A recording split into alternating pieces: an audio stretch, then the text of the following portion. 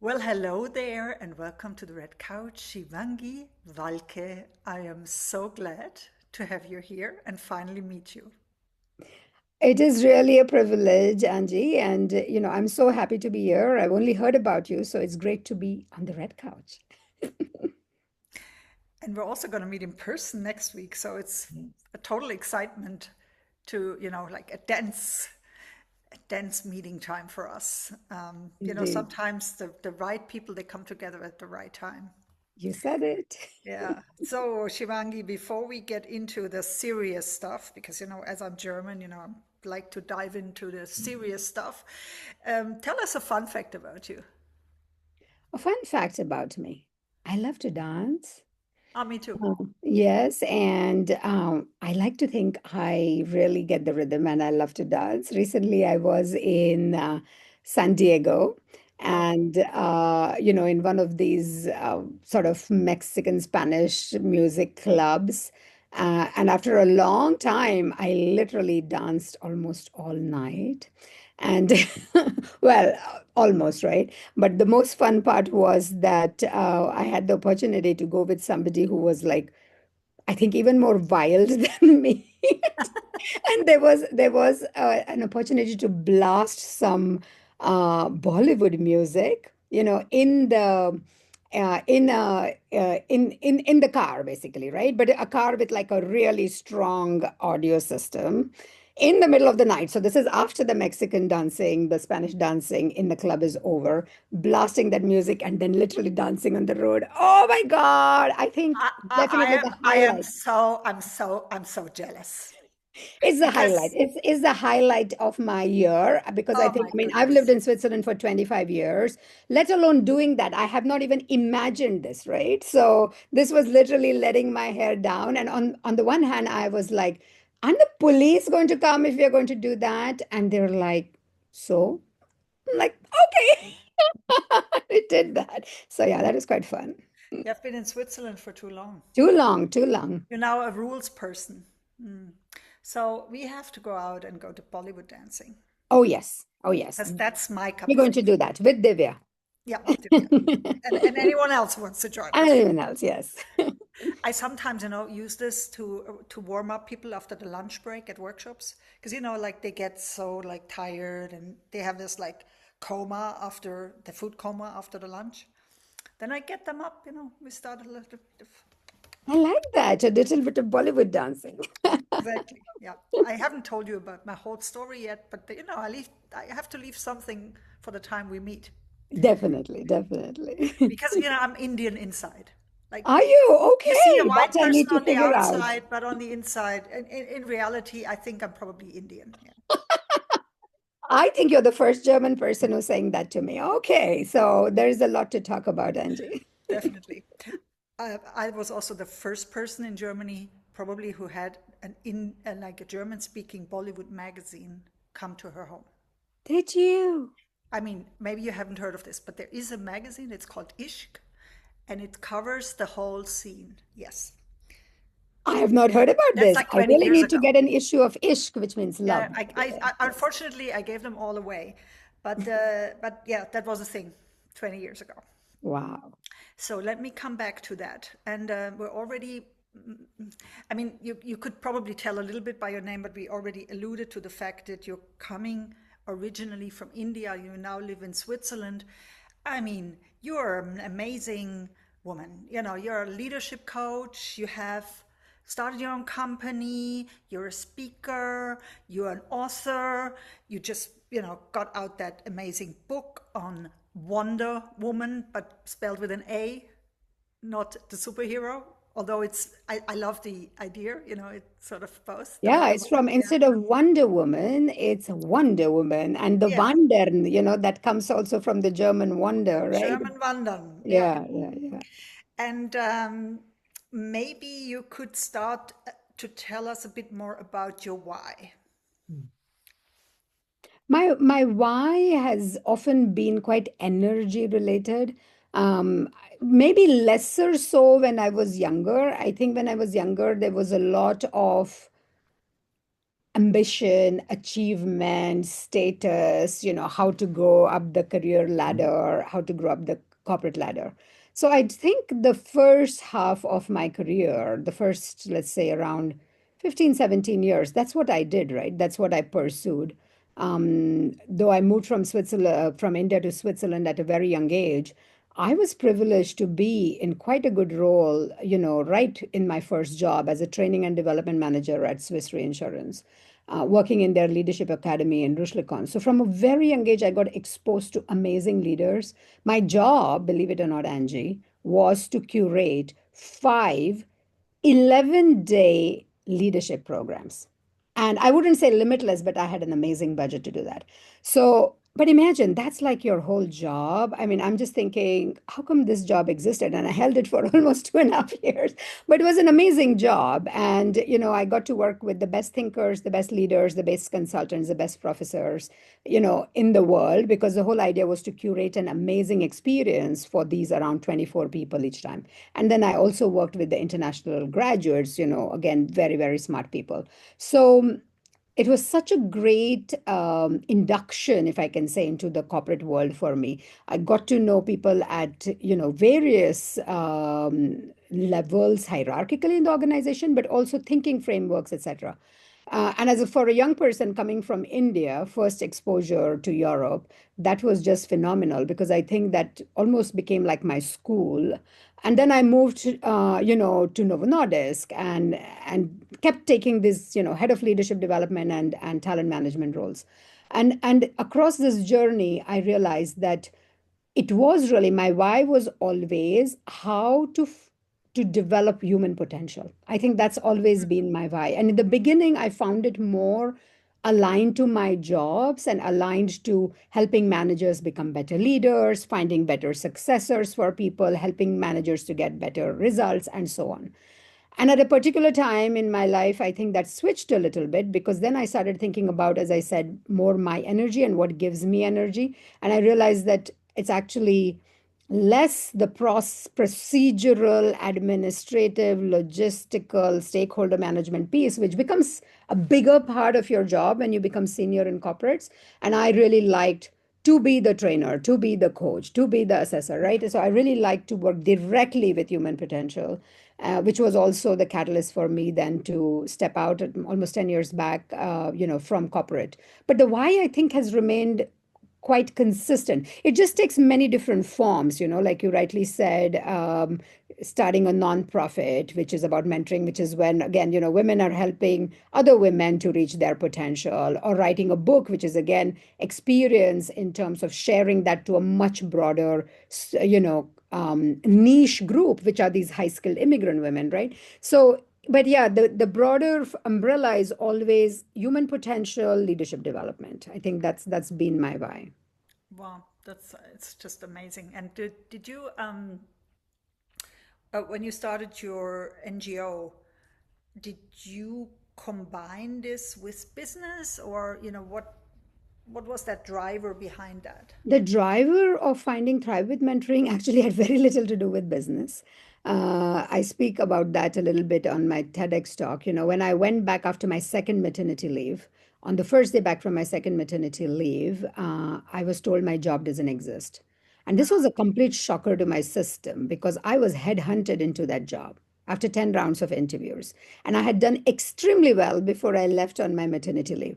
So, the world seems strange to me. I'm like, how can that even happen? I do this amazing job. I've been headhunted into the job. I get great performance feedback. Then I go on maternity and then I come back to be told now that job doesn't exist. So something didn't feel right, right? Mhm. And again, now that I've heard and related this story, I realize that I'm not alone. And this has happened to many, many, many, thousands of women globally. And I've spoken to probably a couple of hundred. But I just realized that I do not want to be at the end of one corporate, one team deciding my future. That was my driver of saying, I'm going to diversify my risk. I'm going to go and try and, find different things. But in terms of my own journey, I have become, I think, as an entrepreneur, much more energy driven. you know. So you will see that I do a lot of initiatives that give me energy. And coming back to your question around why thrive with mentoring, it was because a woman mentor helped me tremendously during this phase, you know, where I started questioning everything. Because being a corporate leader was so integral to my personality, when somebody said that, oh, your job doesn't exist, I'm like, oh my God, then I don't exist. It became very existential for me. Of course, I mean, I had a therapist and it helped me through the process. But I think what the mentor did was amazing. She said, there's no point now thinking why, what, how, why me, you know? Just think about what you want to do next, you know. And I said, I probably don't want to stay in corporate forever, but I will probably still go and take a corporate job because that's what I knew, right? That's the muscle I had developed. So I did go and take another last corporate job, but with a completely different mindset, you know. The mindset was that I want to do something on my own, right? So it's a very different way than you enter an organization, and you know, belonging, etc. Is very different.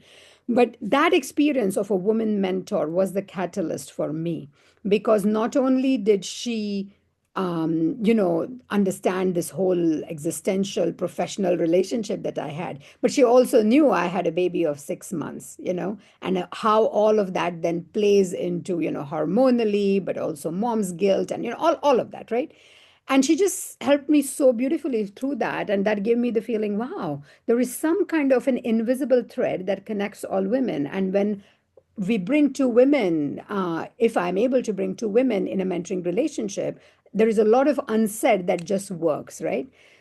So that was one part. Now, the professional part was I had done mentoring programs in corporates. I had run several of those, you know, for various levels of the organizations. So all I did was the mechanism that I created in corporates, I brought it to the open market. The big challenge was that unlike a corporate where you would be told and there is a performance lever, all I had to do on the open market was encourage women to mentor other women, right? So that was, and I always talk about the whole idea of speaking, public speaking, you know, speaking one to many, but also one to one, and encouraging women. And in the beginning, I must say, Angie, people really questioned this idea, right? Because they said, why would a successful woman who has a very busy life go and mentor a complete stranger? Because that's what Thrive does, right? Women who are strangers to each other are in a mentoring relationship.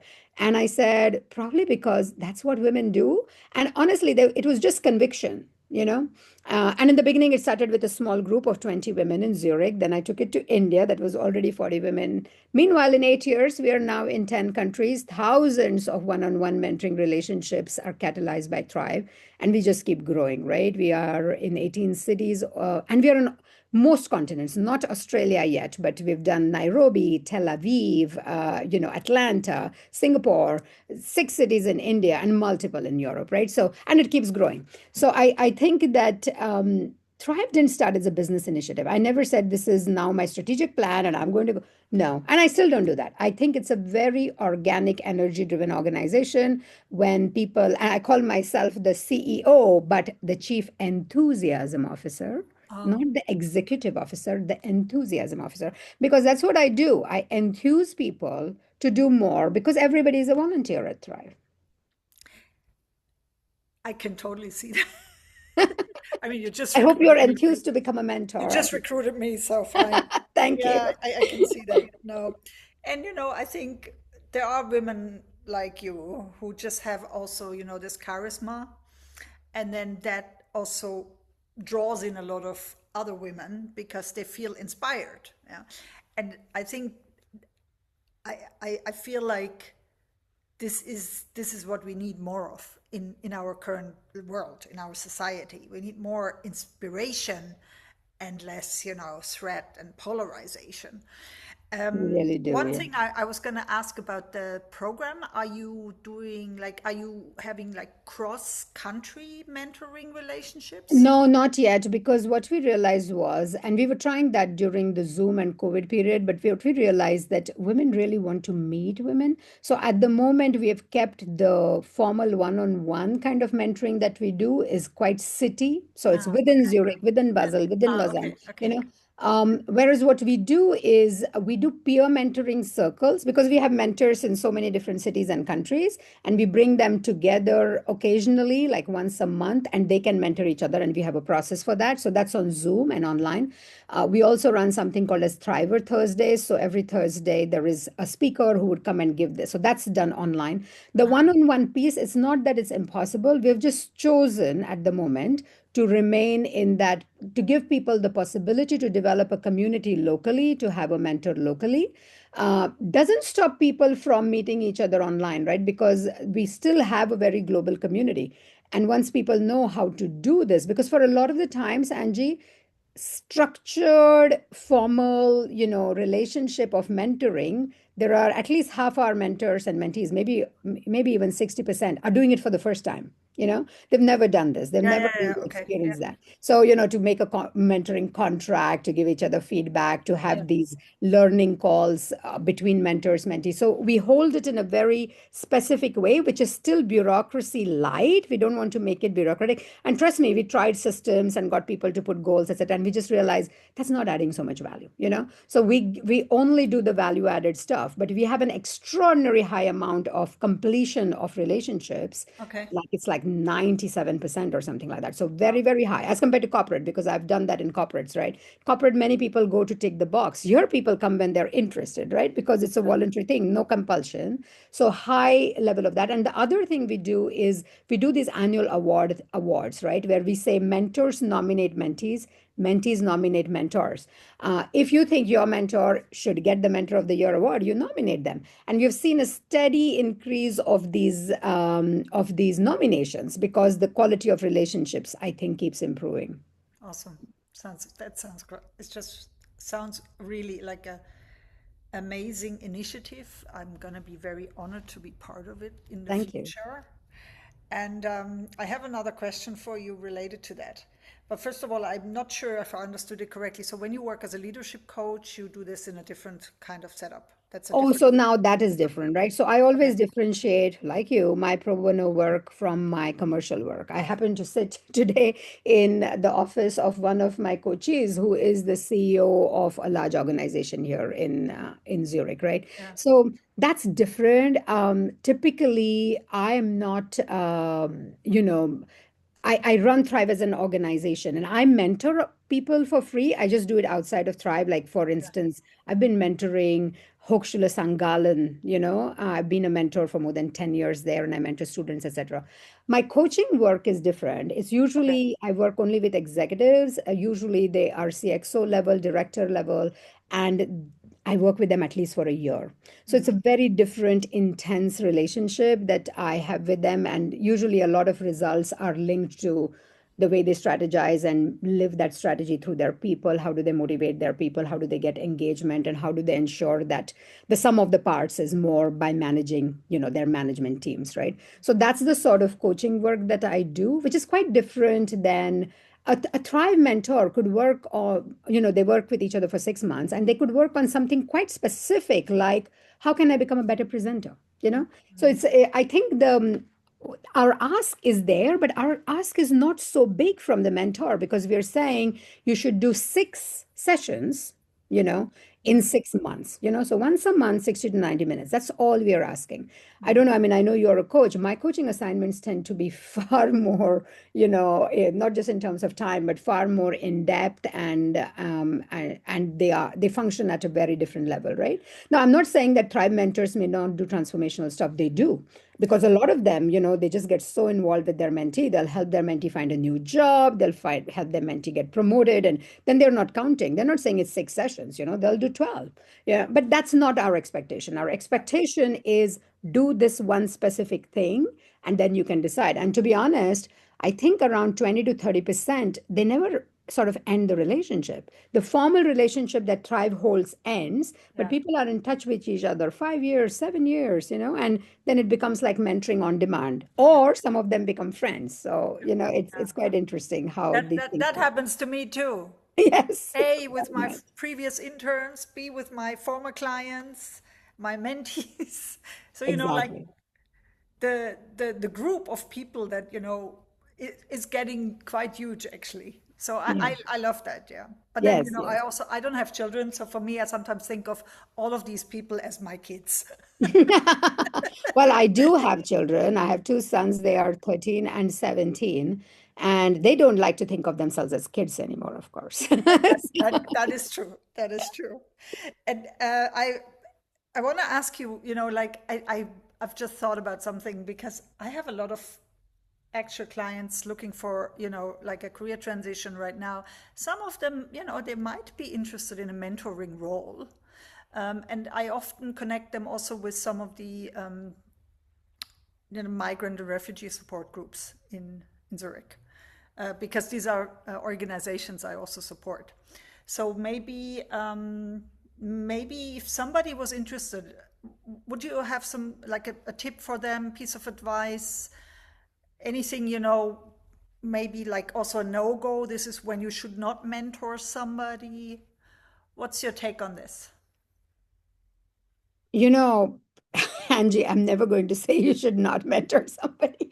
I am all for democratizing mentoring, right? I come from corporates was where mentoring, especially with senior leaders, was sort Yeah. of dished out very exclusively, right? And I wanted one of my drivers was to democratize mentoring, right? I think it's never about what you should not mentor on. It's always about what's your capacity, how much time do you have, Yeah. and what can you authentically stand behind, right? Sometimes I have seen this kind of misalignment within mentors where they're dishing out advice that they would not themselves follow. I think that's not very very cool. I think a lot of them realize it themselves, that saying, oh, you need to go out there and you need to, and then they're like, yeah, but am I going out there and am I putting myself out there, for example, in terms of visibility or being out on social media or things like that, right? So I don't think it's ever about don't do something. I think it's always about being aligned, right? I have personally found that if you think, feel, and say the same things, then you will always come across as very authentic.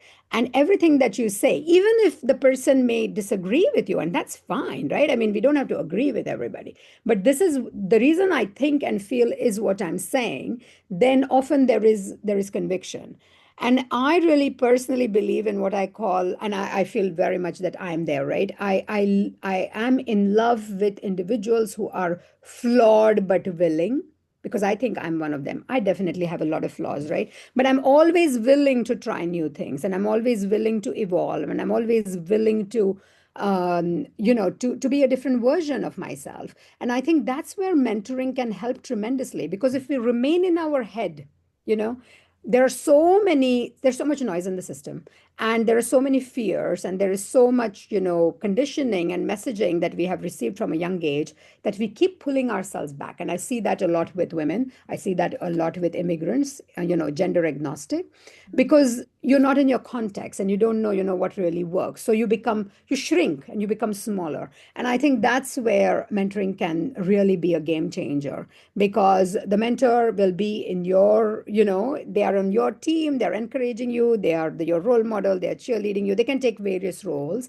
And then that allows, I feel, people who are a little bit less sure about themselves to expand. Yeah. That is what I find is the key role of the mentor, not just sharing I did this and sharing advice, but really figuring out in which way is this person, probably even outside of their own level of consciousness, shrinking themselves, and what will be the role that I need to take to help this person expand and become more of themselves.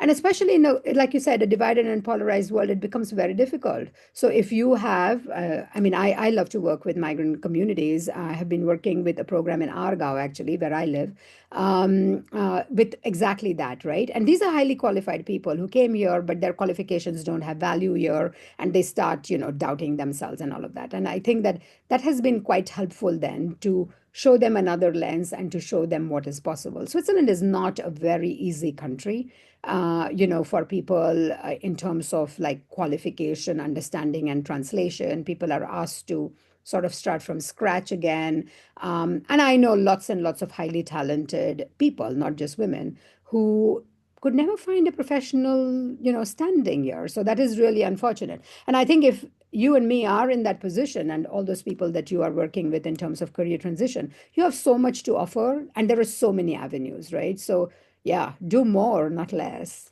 Mm.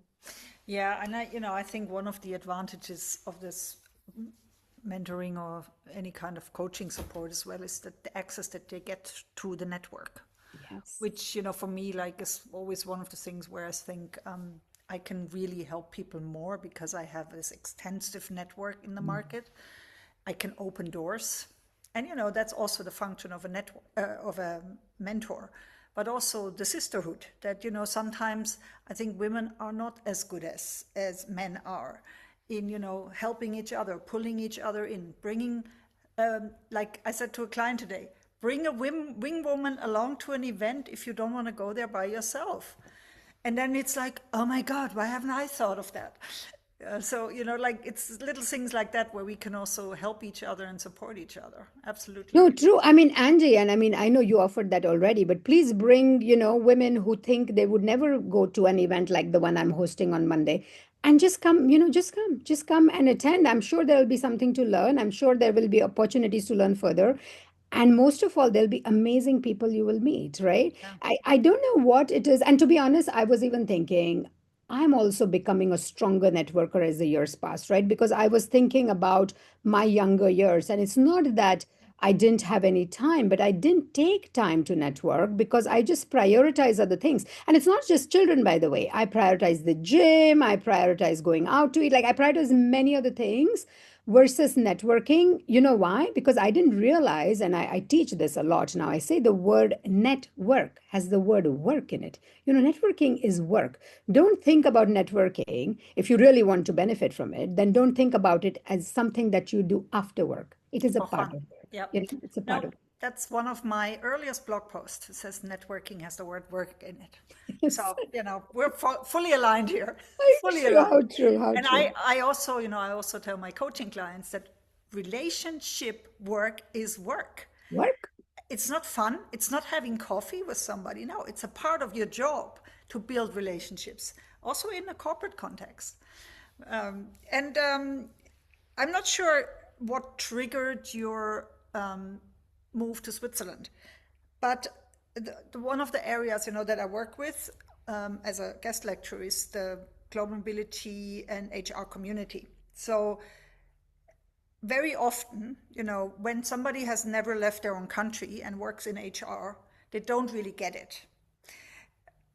You have now, you've moved from India to Switzerland, you got a job here, you were probably settled really fast in your role. Maybe, you even came with the job or you had a job right after graduation. Not everybody is so lucky here, as you already mentioned.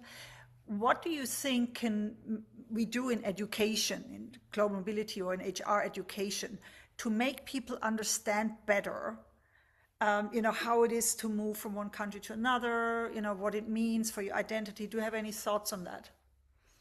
Well, as you know, I have a whole book on that.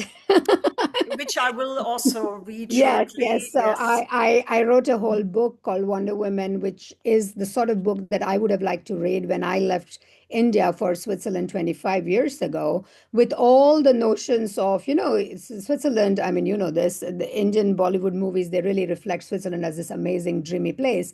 And to be honest, now I know too many people who are completely disappointed by coming here because they had better lives back at home, right? At least in terms of their professional growth. I mean, of course, the natural beauty is unparalleled and the safety, etc. But professionally, I know a lot of women and men who are not as satisfied, though maybe initially they were attracted to, especially if people are moving from the global south to the global north, they go for better educational or developmental opportunities, right?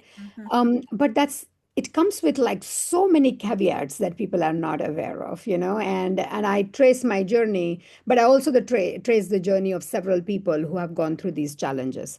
In terms of how can you identify, I think the you can read all about it, but till you have tried it yourself, I think it's very, very difficult uh, to really feel the pain. And it's never going to be that you went and lived 2 months in South America on holiday, or on a language trip. I think that's never going to give you the feeling of moving with your family, having all the visa struggles and permits and all of that, right? So I don't know. I mean, in terms of education, maybe if it is possible for you, and this is really thinking out of the box, you can really get people, on some working projects outside where they really need to, navigate through through the bureaucracy of that country, and get the feeling of a lack of belonging. I think that is what is the most troublesome for a lot of people, because it's not just the language and food and culture.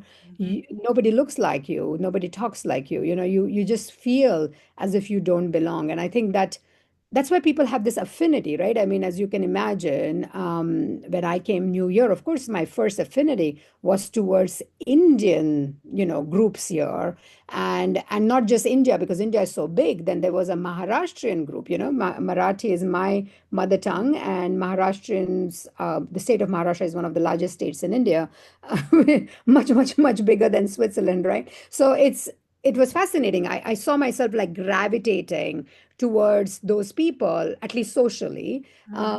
because that helped me to create a sense of belonging. I could speak my language, celebrate my festivals, etc. Right?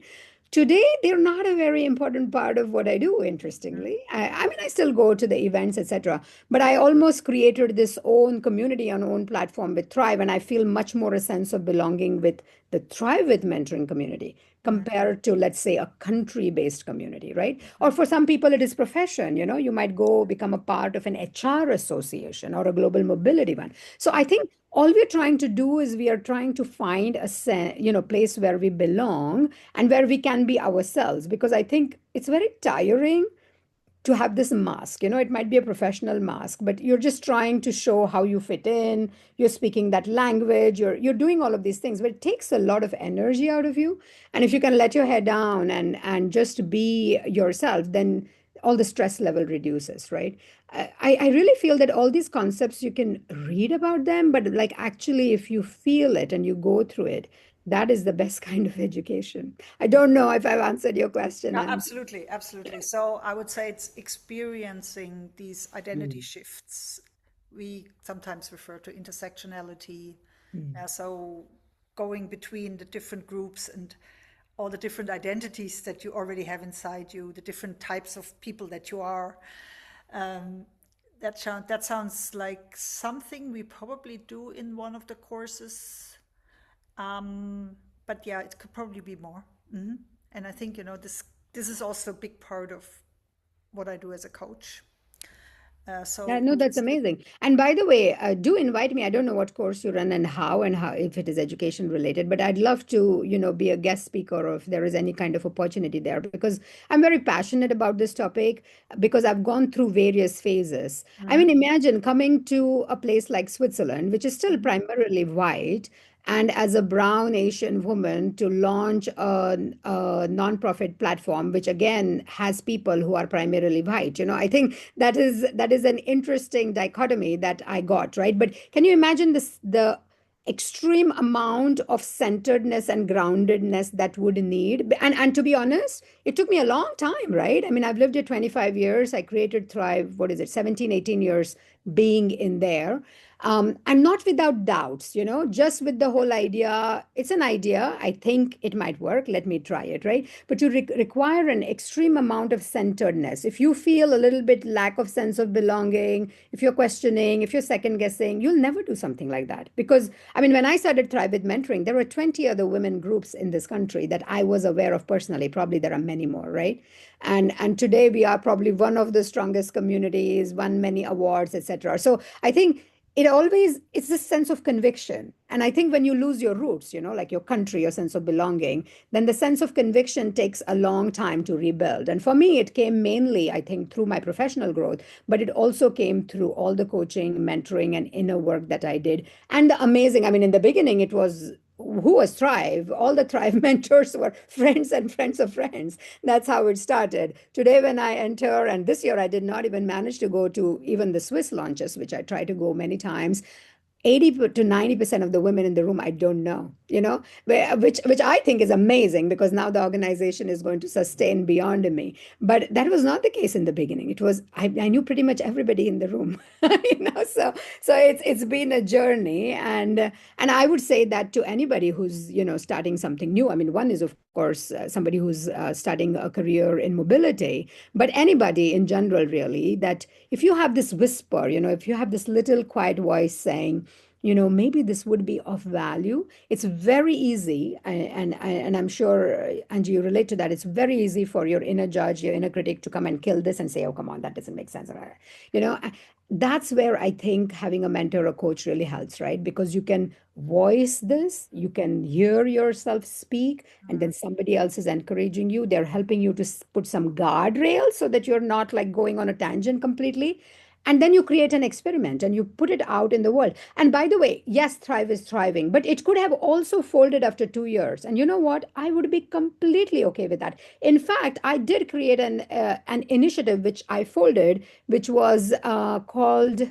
Wow, I'm even forgetting the name, but I'm not forgetting the logo. It was a B, Bloom something. I just created, groups like leaders, senior leaders, all of us women would come and meet, and then one of us would speak.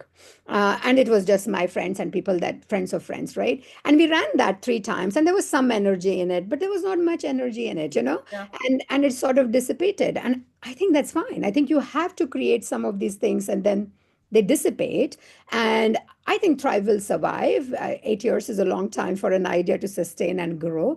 But I am very much thinking, what next, right? I mean, that's why I'm now launched the book on Wonder Woman and a podcast, and I'm thinking about how to create what I call as Wonder Woman circles, right? So I want to bring high-skilled immigrant women in a conversation where they can start impacting policy. So it's not going to be like venting, etc. There's going to be a lot of like generative conversations, and then how can we create policy changes if we can, right? It'll take some time. It'll take a few years. It's in my head, and we'll see where it goes, right? But it's there, and that's what I would always encourage.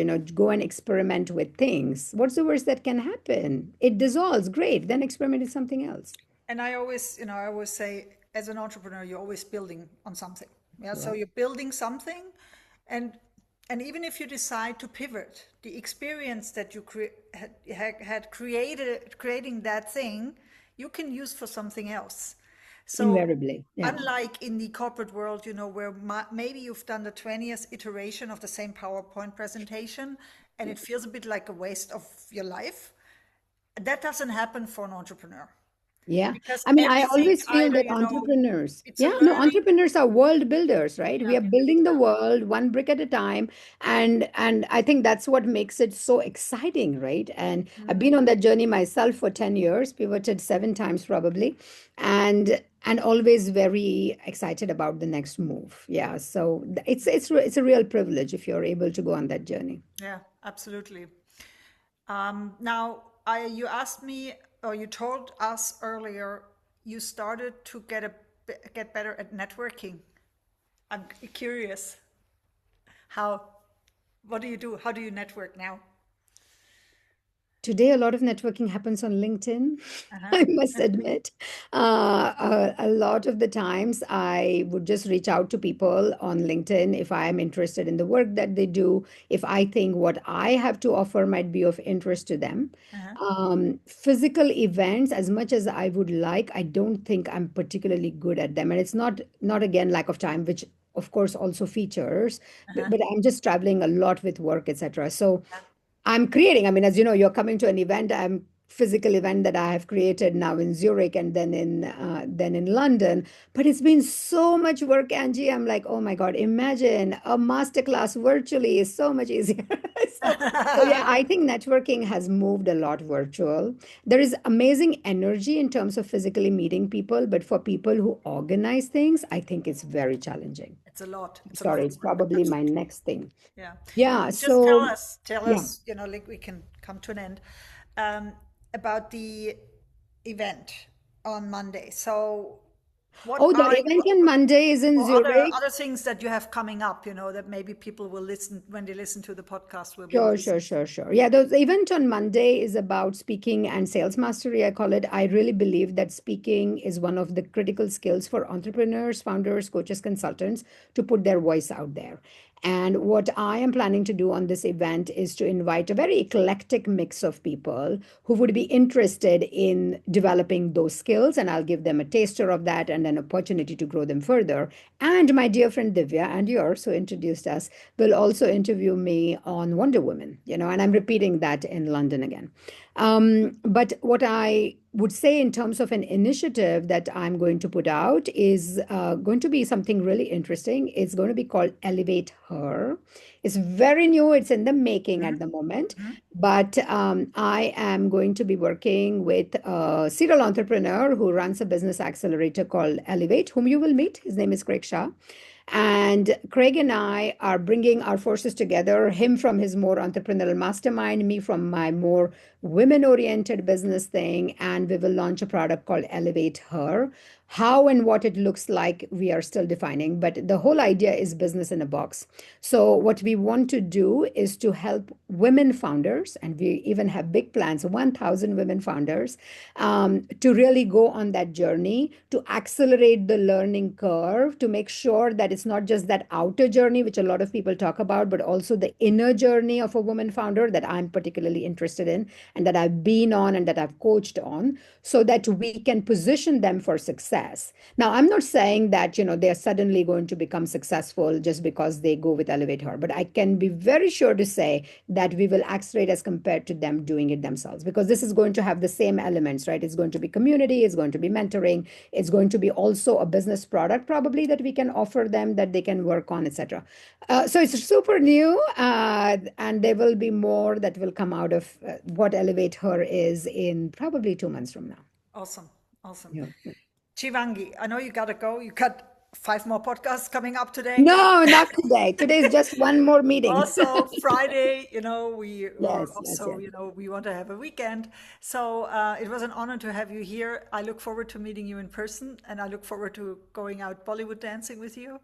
Both count me All the in. I'm so best. excited to meet See you, you and it's soon. really so unusual that we've struggled to get this time, and now we are meeting in person, and then we go dancing. Sounds amazing. I wish you an amazing evening and a great weekend, and see you on Monday. See you soon. Bye, Shivangi. Bye, Angie.